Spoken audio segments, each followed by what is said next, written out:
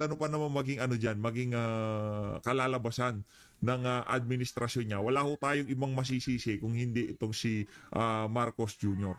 Eto, rekta na ho tayo dito sa ano. Rekta ho tayo, hindi ho muna tayo dyan. Dito ho tayo kay Marcos Jr. Ito, meron na naman nung banat itong si Marcos Jr. Di ho natin na malaman kung ano na naman tinira nitong mama na to. DepEd lang, di ma-pronounce. Ito, pakinggan natin mga kababayan. Titiyakin natin ng DepEd na ang DepEd na DepEd. Tandaan nyo, DepEd ha, DepEd. Titiyakin natin ang DepEd. Pambihira pagka nga naman talaga. Nagkakapalipalipit na ho dila sa mga polboron na binabanatan niya eh. pagka may ipinangakong tulay, paaralan, health center, mga kalsada ay matatapos sa tinakdang panahon at magagamit ng isang bayanan. Hindi Ano? Ano sabi niya? Titiyakin natin ang DepEd. DepEd. Titiyakin natin ng DepEd na ang Ang DepEd. titiyakin natin na ang DepEd na DepEd. Anong DepEd? Brad, sinasabutahe ka ng ghostwriter mo. Sinasabutahe ka ng ghostwriter mo kung anong pinagsusulat. Hindi mo mababasa dahil sa lakas ng tama mo sa pulburon. Ano ba yan, Marcos Jr.? Pambihira ho talaga tong mama na to. pagka may ipinangakong tulay, Ang DepEd, pagka may pinangakong tulay, paaralan, health center, mga kalsada ay matatapos sa tinakdang panahon. baka ibig ho niya sabihin, DPWH, hindi DepEd. Eto na, punta na ho tayo sa medyo seryoso nating paksa dito sa video na to. Walang iba kundi itong ating iniidolo na si Atty. Vic Rodriguez. Siya ho sa mga kandidato nitong si dating Pangulong Rodrigo Duterte. At siya ho ay isa sa mga pinapakinggan ngayon ng social media at minsan. Papaya ko si Lucas Bersamin dito. No? Mula nung binanatan ni Lucas Bersamin ito si Atty. Vic, imbis na masira kredibilidad niya, minayat maya ho siya ng mga taga-mainstream. Diba? Ang tanong mo sa mga mainstream media, pinapakinggan niyo pa ba si Vic Rodriguez? Ha? Pinapakinggan niyo ba sinasabi niya mamaya? Di man lang ho nag-bet 24 oras, may minamayat maya ho ng mga taga-mainstream media itong si Atty. Vic Rodriguez. Pakinggan ho natin mga kababayan. Ano ito sa DZRH? Game? Kayo, Henry, magandang umaga sa lahat ng nanonood at sumusubaybay sa inyong programang special on Saturday at maraming salamat sa inyong pag-imbita sa DZRH. Thank you rin, sir. It's our honor to have you on the show. Magaling. Pero kayo muna Nung panahon ni Tatay Digong yang si Henry Uri, isa ho siya doon sa mga pagka nagtatanong sa PCO. Nung panahon nitong si nitong si Panelo, nitong si Harry Roque diyan sa PCO. Medyo maganda-ganda batuan noon at isa ho siya sa mga nagtatanong diyan sa Malacanang noon niya si Sir Henry Uri. Mahusay ho yan, mahusay. Magaling ho na yan na media. Magaling ho yan, magaling. kukumustahin namin. Kumusta na ho kayo? How are you after the elections? Okay naman, Henry, I'm here now in Davao at patuloy tayong umiikot at nagpapasalamat sa milyong-milyong Pilipino na tumangkilik sa atin, nagtiwala at bumoto nitong katatapos na halalan. And I think that's the way it's going to be for the next days or coming months at napakalaki ng Pilipinas at nakita naman namin sa aking maliit na team yung hakbang na maisog, yung response ng tao sa aming advokasiyang transparency, accountability, peace and security. Learnings. First time po ninyong sumabak sa national elections. Ano ang inyong mga natutunan dito na siguro'y makikinabang ang bayan lalo na sa proseso ng ating halalan? Henry, ang isang pinakamalaking takeaway for me, maraming salamat sa iyong pagtanong, hindi mo kinakailangan ng suhol, hindi mo kinakailangan ng akap, hindi mo kinakailangan ng AIX para tangkilikin, mahalin at pagkatiwalaan ka ng mamamayang Pilipino. Hindi mo kinakailangan sumayaw, hindi mo kinakailangan kumanta sa entablado para Pambihira ho talaga itong si Atty. Kasi yung mga majority dyan sa mga taga-alyansa, nagsayaw-sayaw. Meron din naman sa mga taga PDP. Kaso yung mga sumayaw at kumanta, ang mga artista yan di ba? Yang si Senator Bato talagang singer yan eh. Yan yung mga ika nga, pagka merong inuman, yan sila Senator Bato de la Rosa, talaga sila yung bumibira, ika nga, di ba? Ano yan, talagang sinishare nila ang talent nila sa kanilang mga tagapakinig nung nagdaang eleksyon. Ganun lang ho yung mga kababayan. Yung iba naman mga sumayaw, kagaya nitong si Sir Philip, talagang ano yan, mananayaw yan, ika nga. No, isa ho sa mga talent, kumbaga pagka medyo talent portion yan, yan yung mga ilinalabas nila. Pero yung mga taga-alyansa, ano yan, mga mambubudol ho yan. Kaya masaya ho tayo, ni isa doon sa mga kandidato ng Partido Federal, walang nanalo. Bagkus, tinalo pa ho sila ng ating kandidato nitong si Atty. Vic Rodriguez. Ngayon, tanong, ito, tingnan nyo na lang ho mga kababayan. Pasinin nyo, yan si Tolentino, yan si Abalos, yan si Manny Pacquiao, wala na ho. Wala nang interview na kagaya ng ginagawa ngayon kay Atty. Vic Rodriguez. No, ano naman yan kumbaga talagang kahit na nung hindi pa tumatakbo itong si Atty. Vic Rodriguez, talagang ano yan, kumbaga hinahanap-hanap yan ng mga reporter kasi pagka yan sumalan siya ng issue, ano ho talaga, kumbaga maku-curious ka kumbaga ano kaya sasabihin nitong mama na to, mapapaganon ka Kaya hindi ko tayo nagtataka kung bakit tapos na eleksyon, natalo siya, bakit hinihingi pa rin ang kanyang mga punto de vista. Kasi nga, merong kredibilidad, merong prinsipyo, mautak ang mama. Yun ho yun mga kababayan. Itong si Manny Pacquiao, itong si Tolentino, at itong si, ano pangalan to? Itong si Abalos, wala na ho yan. Tapos na ho sila, ika nga.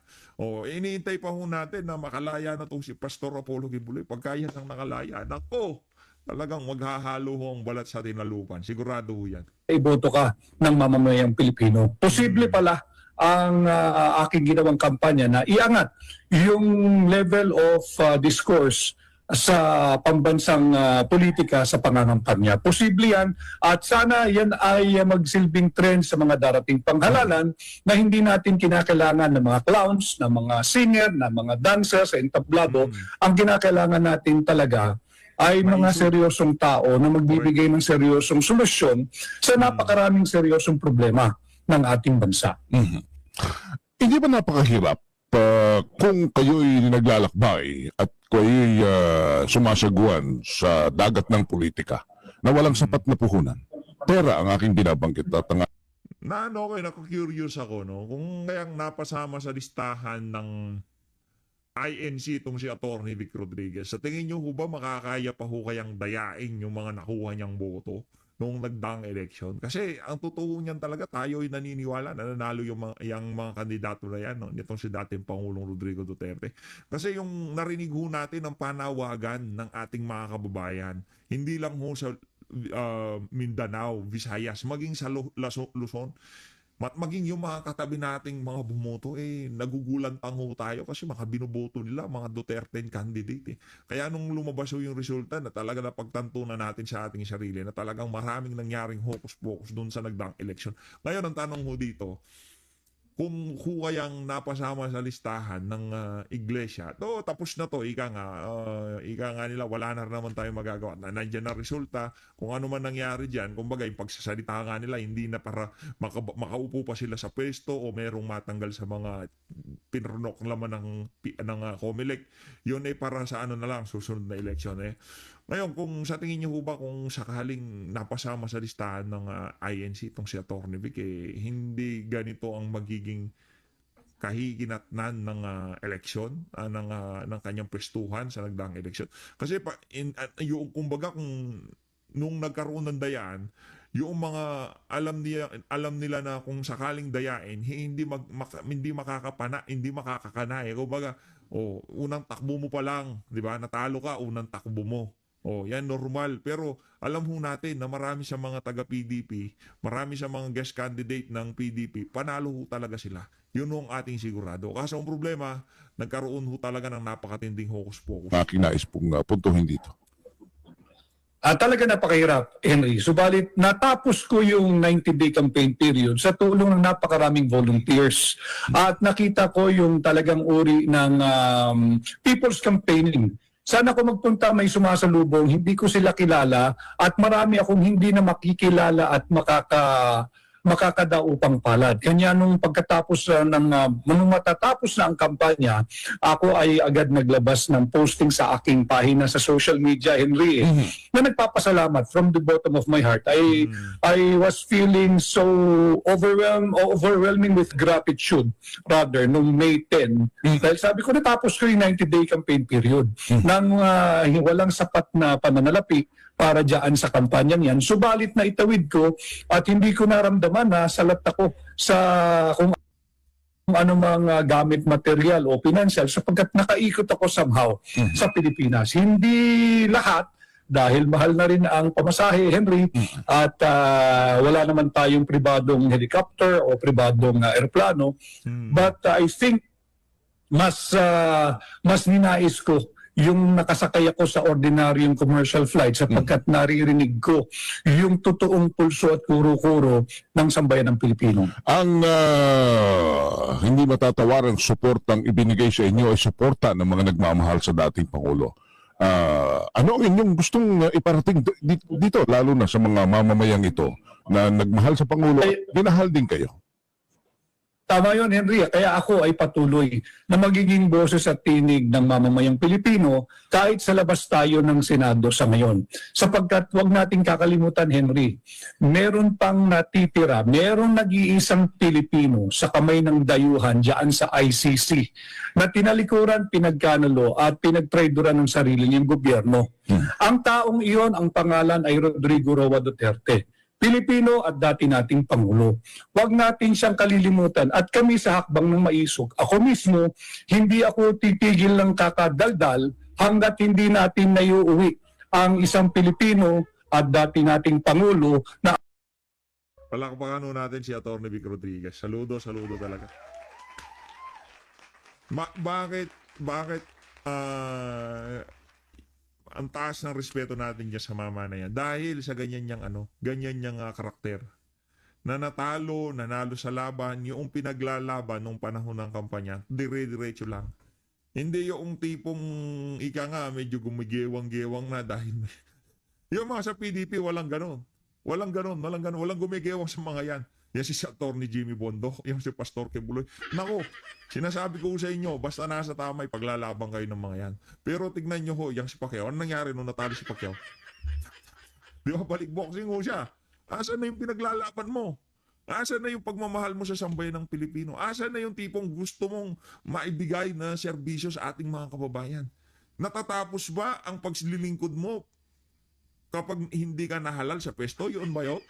Siya na to, Manny Pacquiao, hanggang doon lang ba pagmamahal mo sa sambayan ng Pilipino? Pagkatapos mo bang hindi naupo sa pwesto, hindi mo nakuha na kagustuhan mo, hanggang doon lang ang pagmamahal mo sa ating mga kababayan? Si Abalos, o gewang-gewang na, nasa na sila? Nasa na yung mga maaangas na kung saan na, pag ako naupo, ganito ganyan, paglalaban ko, ganito bibigay ko. Di ba ganyan nun, pinapangako nila? Nasa na sila ngayon? Kaya wala ko tayong respeto sa mga yan. Pero tignan nyo mga kandidato ni dating Pangulong Rodrigo Duterte. Mula dito kay Atty. Lambino hanggang dito kay Pastor Apollo Kibuloy, dito kay Atty. Vic Rodriguez. Yung prinsipyo at paninindigan nila ay dire-diretso. Kaya kung mapamahal ang sambayan ng Pilipino dito sa mga kandidato na to, kung maging opisyal man sila ng ating bansa sa mga susunod na panahon, hindi na ho tayo magtataka dyan. Dahil sa ayot sa gusto ng mga kalaban ni Tatay Digong, itong mga ganitong klaseng individual, mag-i-stand out yan. Mag-i-stand out po yan sa crowd, di ka nga sa sambayan ng Pilipino. Makikita ng ating mga kababayan. Anong meron dito sa mama na to? Diba? Bakit? Tapos na, talo na siya. Di ba yung iba mga kandidato talo na, nananahimik na. Pero siya bakit? Anong meron? Anong gusto niyang patunayan? Diyan na mag-uumpisa ang curiosity ng mga taong hindi nakakakilala sa mga kandidato nitong si dating Pangulong Rodrigo Duterte. At isa lang ho dyan, si Atty. Vic Rodriguez. Tayo nangangarap pa rin na yung mga natalo na kandidato ni dating Pangulong Rodrigo Duterte na isang araw na ikakampanya pa rin ho natin sila. Ipaglalaban dahil alam ho natin yung kanilang puso para sa sambayan ng Pilipino. Tayo ho'y makikiisa pa rin kung ano man ang akbangin na mangyayari sa mga susunod na panahon para maikampanya o maitaguyod kung ano man ang gustong makamtan o maihatid ng mga individual na yan sa ating mga kababayan. Tayo hindi ho natin kayang gawin yung mga ginagawa nila. Hindi ho natin kayang magsalita sa napakaraming tao. Hindi ho tayo maalam sa batas. Hindi ho tayo, ilan lang naman ho kayo nakikinig sa akin.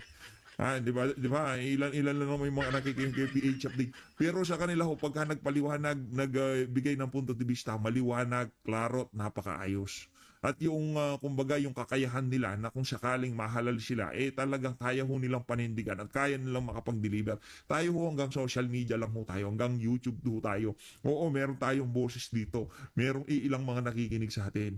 At yun talagang kinakapitalize natin para ipakilala itong mga individual na to na yung magagawa nila hindi ho natin kayang gawin. Kumbaga, ipinapasa kamay na lang ho natin sa kanila yung mga gusto nating mangyari dito sa bansa na to. At sana, sa mga susunod na panahon, makaisa ho natin yung ating mga kababayan dyan sa adhikain na yan. Hindi ko ho kayang yung yung pangarap, yung gusto ho nating makamtan dito sa bansa na to. Kung tayo lang, mga vlogger, mga nanonood, hindi ho natin makakamtan yan. Kung wala ho tayong mga individual na uupo para yung isang mithiin at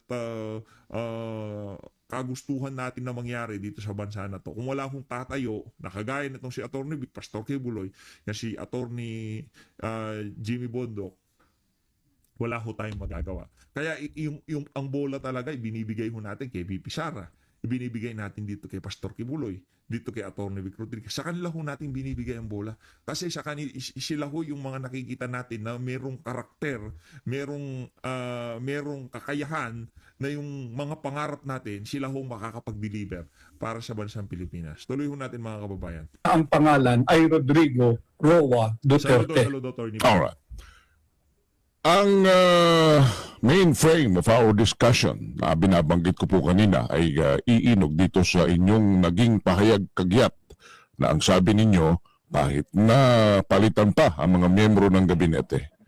Ang sabi ninyo sa Presidenteng Marcos, ang problema, ikaw mismo. Okay.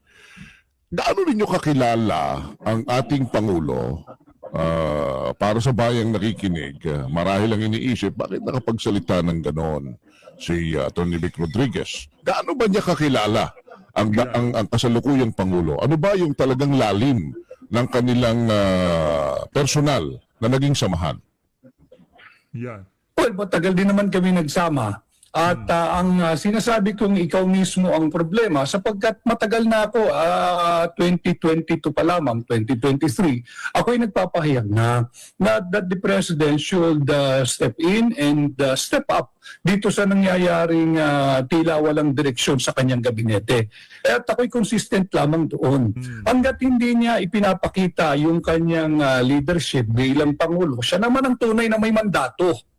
At i-exercise niya yung kanyang pagiging Pangulo, lagyan niya ng tamang direksyon at giya ang ating bansa. Yan naman ang gusto ng lahat ng Pilipino, Henry. Kasama ako.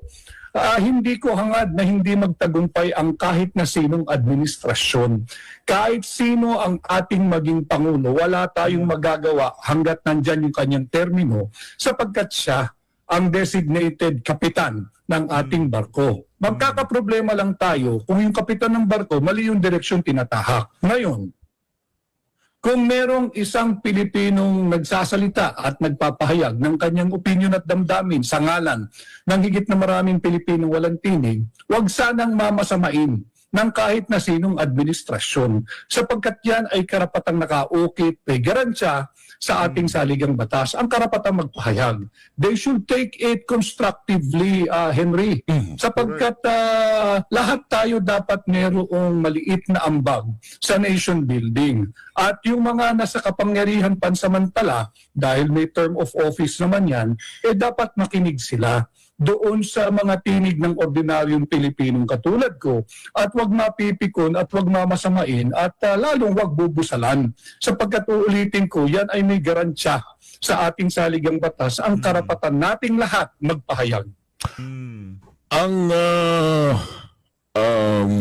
Of course, siguro narinig na ninyo kahapon ang sinabi ng Executive Secretary Naku, nung tanungin yun na. tungkol po sa inyo kung ano ang kanyang reaksyon sa inyong mga pahayag, ay hindi ho siya nagpatumpik-tumpik na sabihin kayo daw ko ay daldal ng daldal, kayo ay kantsaw ng kantsaw, at kayo ay natanggal sa pwesto.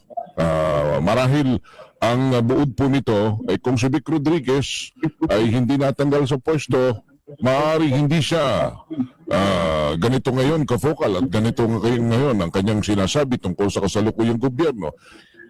Yan ba ay isa sa inyong pinaguhugutan nga? Yung kayo'y natanggal, kayo'y nawala sa pwesto, kanya daw kayo'y ganito ang mga pahayag ngayon. Yun ang malaking pagkakaibahan namin, Henry. Bagamat rinerespeto ko yung kanyang opinion at naging pahayag, hindi man ako sang-ayon, ganyan ang demokrasya. Hayaan natin magsalita ang bawat isa.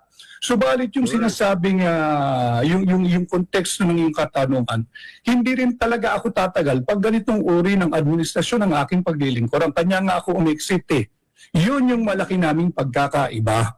At while he is free to express his own opinion, he is not free to speak on my behalf. Yun ang malaki naming pagkakaiba. If he wants to stick it out dito sa administrasyong ito, na sabi ko nga, sariwain lang natin sa isip ng bawat Pilipino na merong isang Pilipino at dating Pangulo na pinagkanulo ng sarili niyang gobyerno. At ipaalala ko lang sa mamamayang Pilipino na ang pangalan ng taong yan ay Rodrigo Roa Duterte.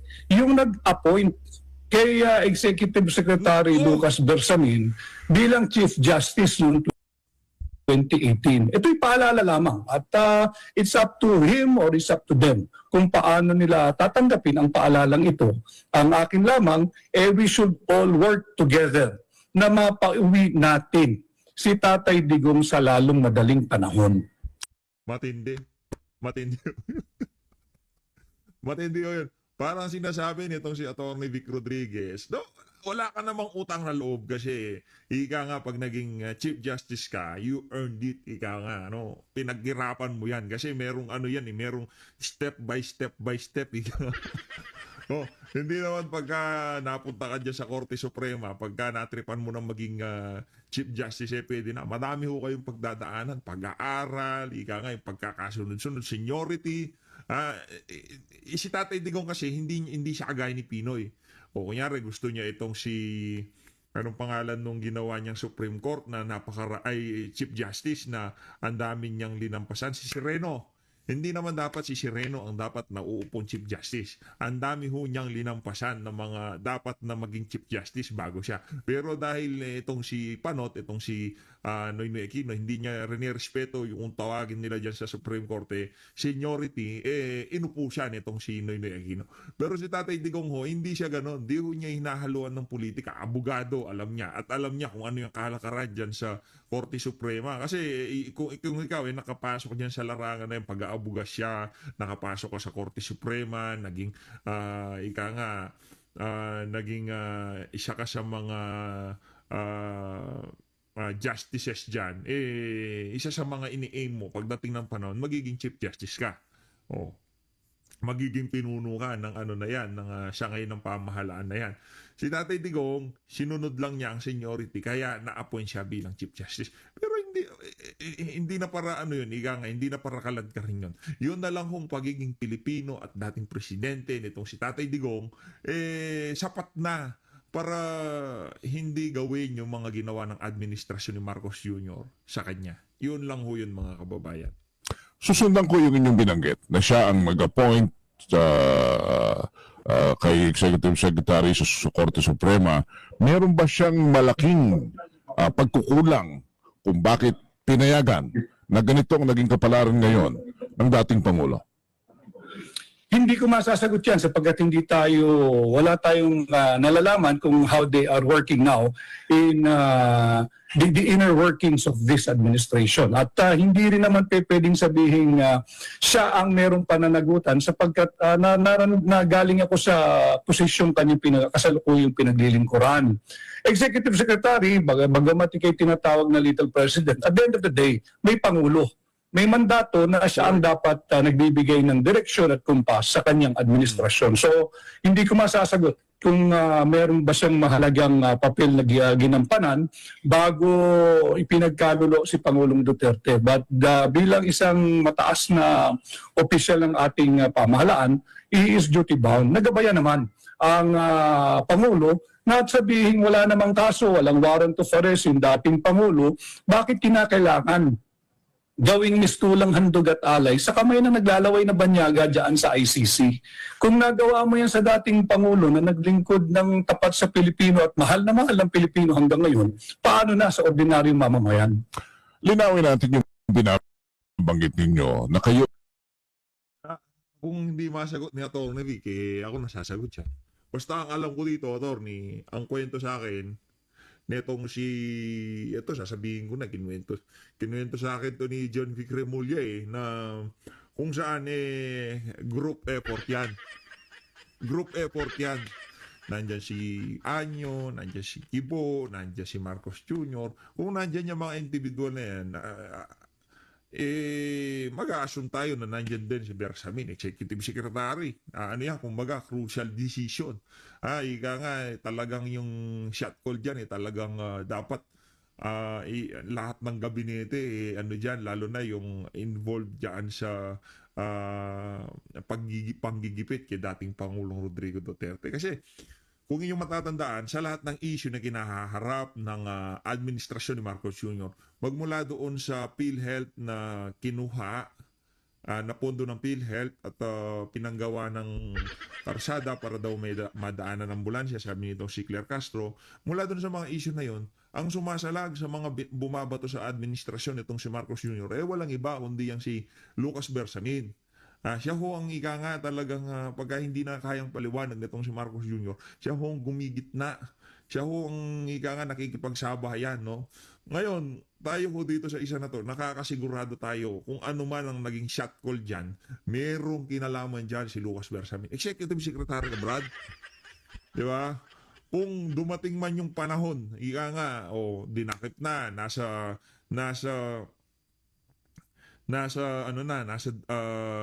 pangalan Villamor Air Base na si dating Pangulong Rodrigo Duterte. Executive Secretary ako, Mr. President. Mawalang galang nga po. Desisyon nyo yan. Pero ako bilang isang pinagkakatiwalaan yung Executive Secretary, papayuan ko ho kayo na pakaisipan nyo ho na maigi yung gagawin nyo na yan.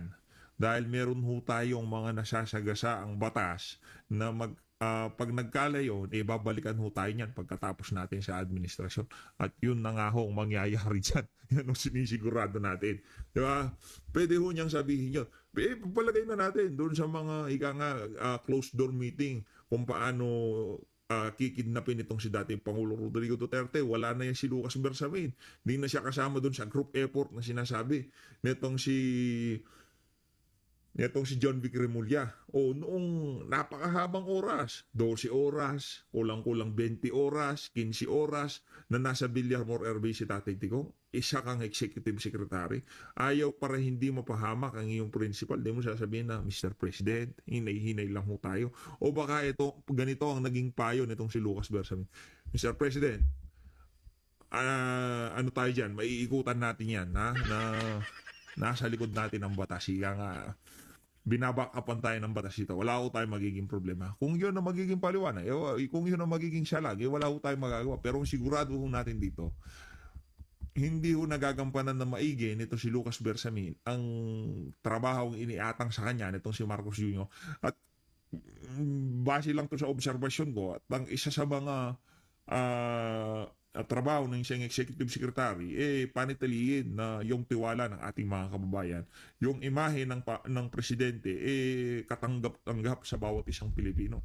At lahat ng ginagawa ng presidente, kaya tingnan nyo, bawat executive secretary, as much as possible, dapat abogado ho yan, maalam sa batas. Yang si Bingbong Medialdea, abogado ho yan. Hindi ho nagpalit ng executive secretary si dating Pangulong Rodrigo Duterte. Si Paquito Ochoa, tama, Paquito Ochoa, abogado din ho yan.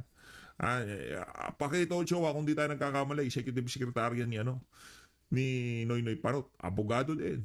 Atty. Vic Rodriguez, abogado din.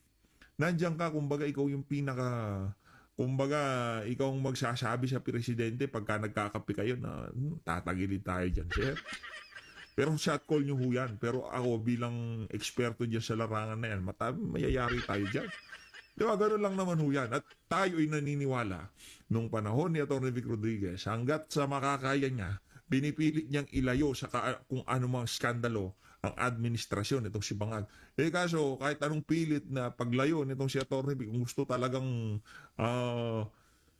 maglaro sa putik, ika nga, humiga sa putikan ng administrasyon ni Marcos Jr., ayaw ni Atty. Vic, umalis ho siya. At ang nagsabi ho niyan, si dating Pangulong Rodrigo Duterte, maprinsipyo yan. Kita nyo naman kung ba umalis siya sa administrasyon at executive secretary. Magaling na abogado. At tayo naniniwala na magaling na abogado ho talaga yan. Wala ho tayo dyan. Igang pagdating sa pagiging mahusay na abogado, yung mama nene, mahusay ho talaga. No? Mahusay. Kayo ay umexit. Kayo ay kumalas. At ang sabi ninyo, dahil hindi nyo na nga gusto ang kanyang pamamalakad, kahit sa sandaling kayo nag-executive secretary, ano yung nakita ninyo? Ano yung tipping point? Bakit kayo'y lumisan sa administrasyong ito kaagad matapos ang ilang buwan ninyong panunungkulan? Maraming beses ko nang sinagot ito, Henry. In the past interviews, kahit dyan sa inyong stasyon kay Lakay Deo, I even presented yung Administrative Order Number 1 creating the position and the office of the Presidential Chief of Staff na kung saan ako'y may appointment din. Kaya ako dyan inilahad at pinakita yung kopyang yun sapagkat sa inyong istasyon, hindi ikaw, hindi si Lakay ang nagsimula nung maling balita na wala daw Administrative Order Number 1. Ako'y matagal na nagpasensya, naghintay ng tamang pagkakataon. Kaya nung ako'y naimbitahan dyan, that is where I presented the Administrative Order Number 1 series of 2022. At lagi ko nga sinasabi in my past interviews, isa lang ang alam kong binutong presidente noong 2022. Isa lang ang may mandato. Kanya ako hindi nagtagal dyan dahil na maraming nag-aastang Pangulo, wala namang mandato kahit nag-iisang boto. And I cannot serve many personalities na tila nag-aastang presidente. Isa lang ang presidente para sa akin. At yan ay si Bongbong Marcos na hinangal noong 2022. Any person acting and feeling like president outside of his person, hindi ko susundin. Maraming Shoutout kay Liza Araneta Marcos, ha? Yan ang dahilan kung bakit pinag-initan niyang si Atty. Rodriguez. Hindi ko siya sumusunod, hindi ko siya nababaluktot ng kung ano kung sino mga wala namang binigay na mandato sa kanila. Kung umasta, akala mo sila yung mga anak ng Diyos diyan sa Malacanang, di ba? Yan ang prinsipyo, yan ang paninindigan. No, tanggalin niyo na ng lahat-lahat pero hindi niyo ako mapapabaluktot sa gusto niyong mangyari, ika nga. nag-aastang Pangulo, sabi mismo ng kanyang kapatid, si Senator Amy Marcos, noong ilang araw bago mag-eleksyon, naglabas po ito ng kanyang political ads. At ahas ang sinabi ni Senator Amy, ng administrasyong ito ay hindi na Marcos administration. Ito ay administrasyon na ng Romualdez at Araneta. Sinasang-ayunan niyo ba ito? Ayoko namang magkomento sa isang aking naging kapwa kandidato rin. Yung pahayag niya ay kanya at ayokong yung magsabi bang, sorry for the term Henry, ayokong sumausaw doon sa kanyang naging pahayag. Basta't ang akin lagi lang sinasabi, makikita naman at nakikita ng lahat ng mamamayang Pilipino, ng lahat ng ating kasundaluhan, lahat ng ating kapulisan, lahat ng mga batas na mamamahayag katulad mo Henry, hindi nagaganap yung inasahan nating unity at continuity na aming naging mensahe ng pangangampanya way back in 2022. Maraming nangyayaring hindi kaaya-aya sa ating pamahalaan. Kaya obligasyon ng isang ordinaryong taong kagaya ko, isang mamamahayag na katulad mo na nakakaunawa, na ito ay ipagbigay alam natin sa ating mamamayan. Anong ibig kong sabihin? Katulad na lamang ng maanumalyang 2025 national budget. Paano ipinasa yun? ng kung talagang pinag-aralang masusi ng Executive Department. Bakit pinapirma yung Pangulo ng Republika ng Pilipinas dito sa anomalous, illegal, invalid, highly immoral and unconstitutional 2025 national budget? Yan ba ay bahagi ng aking patuloy na pagsasalita na minamasama ng ilang opisyal ng gobyerno? Abay, hindi ito basta't kwento lamang. Ito'y dokumentado. Ito'y prinisenta namin sa mamamayang Pilipino. Kasama ko si Pangulong Duterte at si Congressman Sid Ungab. Kita namin na 28 items sa Bicameral Conference Committee report, which I call BICAM. Blanco. And yet, naipasa yung 2025 national budget na may 6.326 trillion pesos. Ganyan ba pangalagaan ang limitadong pera nating mamamayang Pilipino? Pera natin yan eh. Bakit tatanggalan mo ang ordinaryong mamamayang Pilipino na katulad ko na magpahayag ng mga maling gawain ng gobyerno? Hindi ba dapat they should take it all constructively sapagkat nariyan na naman. Budget season is around the corner. Pagpasok ng 20th Congress, the President is given 30 days to submit yung kanyang panukalang budget for 2026. Hindi pa nga natutugunan kung paano na ipasa yung maanumalyang 2025 budget. Magkakaroon na naman ng budget process sa Kongreso at sa Senado. At yan na may padadala sa Malacanang. So, karapatan. Kung hindi man ho tayo nabigyan ng tsansa na maipaglaban tayo ng mamanayan sa Senado, sa susunod na budget deliberation, magsama-sama na lang ho tayo magbantay. At sigurado naman ho tayo na kasama pa rin ho natin yung si Atty. Vic Rodriguez na bantayan ang 2026 national budget. Dahil marami pa rin hong mga magnanakaw dyan sa House of Representatives na ngayon pa lang iniispatan na o ginagawa na ng paraan yung budget na yan para kumita ho sila. Yan ang ating nakikita dito. Kaya magsasama-sama pa rin ho tayo niyang sila Atty. Vic Rodriguez at ang mga kasama niya diyan sa Duterte para bantayan itong budget na to. Ng bawat Pilipino magsalita pag nakikita nating hindi na tama yung direksyon tinatahak ng ating gobyerno. Gobyerno natin yan eh. Bahagi tayo dyan, Pilipino tayo, bansa natin ito. Yan ang aking ambag. Maliit na ambag sa nation building. Not on the merit, but the status of, yung kaso kung isinampa ninyo sa Korte Suprema tungkol sa ating pinag-uusapang taon ng budget. Status, anong status na ho nito? Wala, postponed indefinitely yung pagdinig dyan sa 2025 national budget. Ito ay originally set for oral argument April 1, 2, and 3.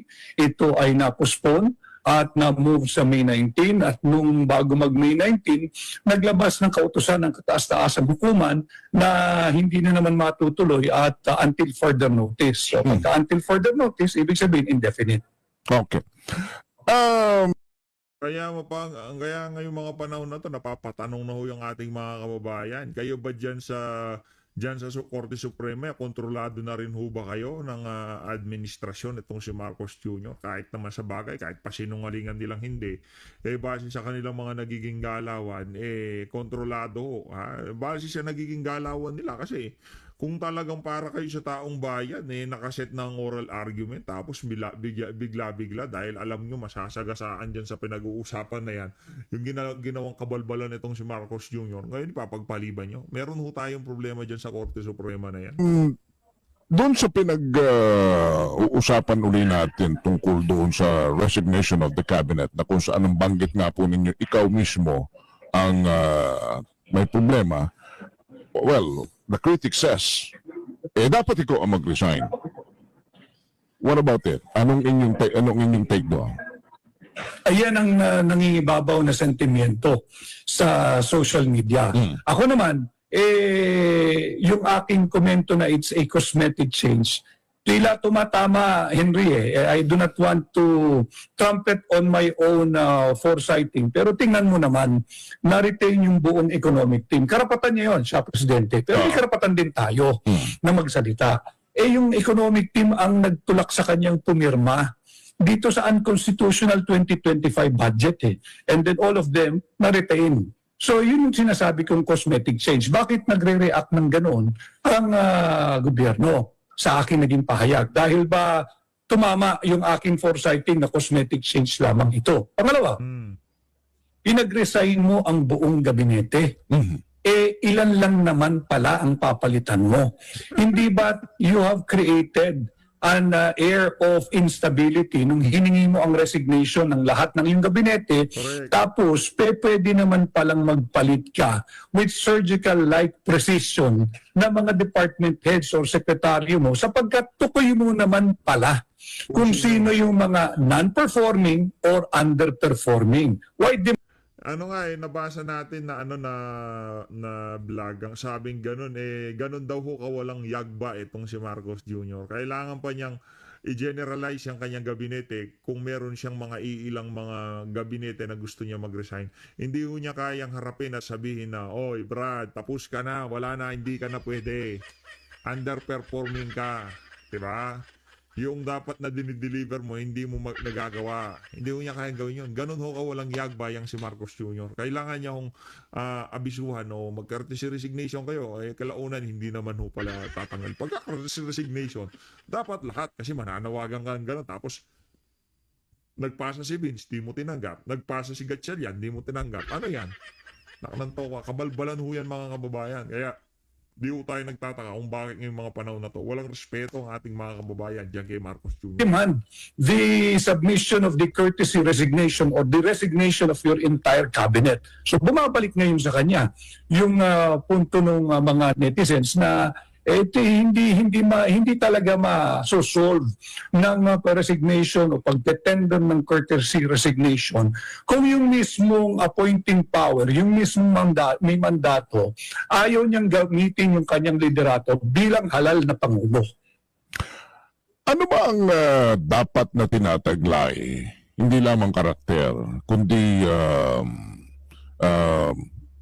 estratehiya, taktika, sa pamamalakad, sa kabuuan, at samahan na natin ng kaalaman at kahusayan sa panunukulan bilang Pangulo. Ano ang hinihingi para maging nahusay at magiting kang Pangulo?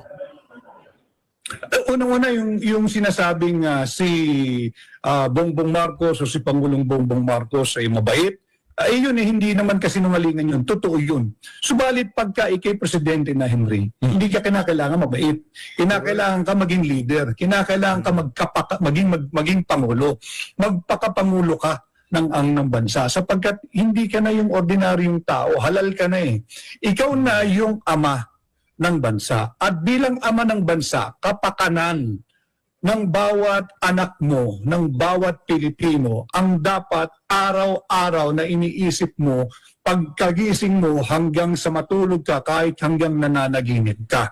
Hindi yung kapakanan ng mga nakapaligid sa iyo na mabait kay aabusuhin ka. Ang nangyayari, ang naaabuso ang mamamayang Pilipino. Tama yung direksyon ng simula, ng kampanya hanggang ng mga unang araw. And I take pride, Henry, that when I was still there, at it's a relatively short time, 79 days. Pero wala namang ganyang kagulong administrasyon ng aking panunungkulan. And I take pride. At yun nga, hindi kailangan ng mabait, kinakailangan pangulo ka.